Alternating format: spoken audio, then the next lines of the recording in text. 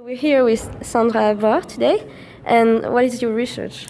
So I did a research in Edinburgh University as part of my master, and I went to Kenya and I looked at bioenergy development, and I tried to find out if it has an impact on the climate resilience of vulnerable communities in Kenya, and if the impact is positive or is it actually negative and make those people more vulnerable. So that was my research.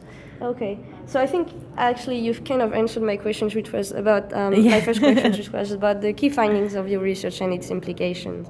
Yes, but I mean I can elaborate if you want. Yeah. What I went to find, so I first look at traditional use of biomass, which I call traditional, which is fuel wood and charcoal.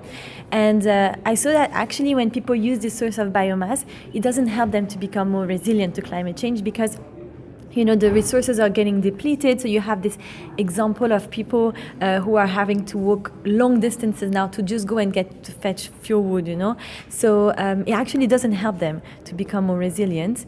But if you look at bioenergy development, so that can be briquetting or biogas from cow dung, that actually helps them to increase their resilience because, for example, when fuel wood is wet, with the increase of rainfall severity and frequency, if the wood is wet, you can't use it for cooking. So people, instead of being left without anything, they actually can use other bioenergy developments such as, biogas from cow dung to generate energy, and to still be able to respond to their energy needs. Okay. So that was. Oh, but I also said that. Bioenergy development on its own cannot drastically improve resilience. You can't just put bioenergy and say, it's going to change the world and make them more resilient. What I've really found out is that it has to be combined with other initiatives, such as tree nurseries and other many initiatives that can be set. And also, you need to engage communities. You need to have communities' involvement and empowerment by tailoring the technologies to their needs. Not making a technology here and think this is going to fit them. You have to be able to go there and really fit their needs. So that's actually a really nice transition to my next question. Oh, is it right? Which is, I was wondering, in your experience, how can local knowledge implement on scientific approaches, and how can it help actually scientific development, to go on the path to resilience? Yes, so it's local knowledge is very important, and this is another thing I've seen. They are able, in some communities, to exactly, determine they were able to exactly determine when a drought was coming and how to, what crops to use. So there is one example I can give you. There is farmers that actually now are started to grow, as well as maize. They started to grow sorghum. And sorghum is the same property as maize. The same nutrition and everything, same price for growing it. But if you want, it's less water intensive. So if there is no water, there's no rain, and they're not able to cultivate maize, they still have a fallback option, which is sorghum, and they can cultivate. And this is local knowledge. This is people from those communities that are able to do that. And there is loads of example of communities actions that actually are helping not towards towards climate change, but also to make them more resilient. We've seen some local women who started businesses of selling energy-saving cookstove. And if you want energy-saving cookstove, they are cookstove that use less fuel wood. So they don't have to go that much to the forest. And by doing this, they build their reputation. They started to, people started to notice that they make good quality cookstove, and they're also doing some community, reaching communities and trying to explain about climate change, why it is important to reduce the amount of fuel, and that's coming from local people, and this is what we need. We need local people to take action, to go and to speak to their community, and I think that's key. That's key too. Well, excellent. And then my final question was about entrepreneurship. How do you feel that sustainable entrepreneurship can be a key point in fighting climate change?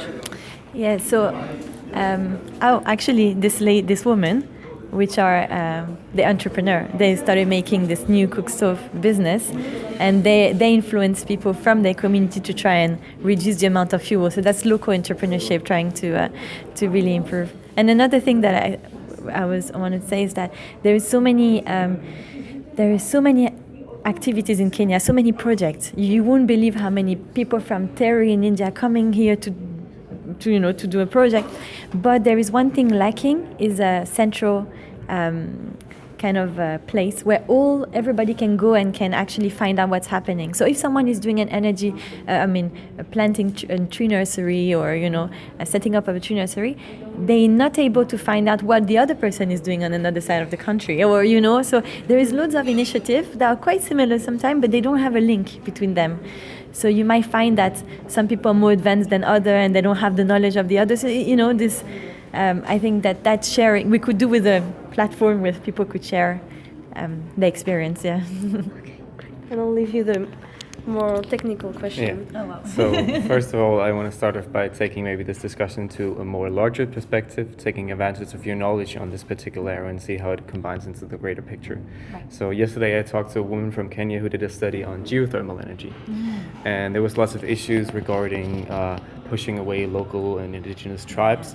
But at the same time, there's a great demand for energy, and the difference between the demand and the supply is nearing upwards to 60%. At the same time, you have a large demand for biomass as energy in the European Union, in the US in the coming future, and in particular solid biomass is very much something that people are looking into. Yeah. And at the same time, you have to consider Kenya's own energy supply and the demand for future fuel, solid fuel. Yeah. So what are your thoughts on how Kenya could maybe act to supply new biomass to the rest of the world, while at the same time maintaining their own energy demands and taking care of the sustainability issues, and also make sure that the local indigenous tribes do not get affected in a detrimental way? There's one thing that I might just say on this topic is there's a geothermal coming, but if you look at the percentage of people that are connected to the grid, it's nothing. Mm-hmm. There's not many people, so that's why they have to rely on fuel. They don't have access in the so many people in the rural places or in the slums don't have access to the grid. So that's why they still have to rely. So geothermal is great, but it needs to come with an industrialization of the country where they start building. They start. Connecting more houses, and that actually, I think if that happens, then it would be great for the locals. Mm-hmm. You also asked me about Kenya providing Solid biomass. Solid biomass to the rest. By solid, you mean fuel and charcoal and things like crops, for example, yatroko. Oh, yes, okay, right. Okay, that's a very difficult question because a lot of people go against that just because it's you take lands. You remove lands that might be here for cultivating food, and then you use them for that.